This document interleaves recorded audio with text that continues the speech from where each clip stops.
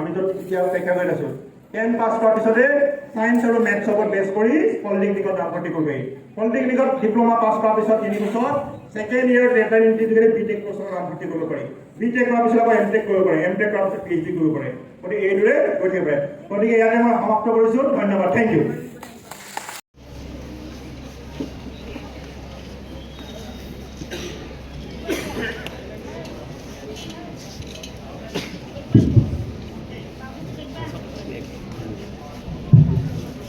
এটাইগৰাকী মৰমৰ ছাত্ৰ ছাত্ৰীক আসন গ্ৰহণ কৰিবলৈ অনুৰোধ জনাইছোঁ আৰু আমি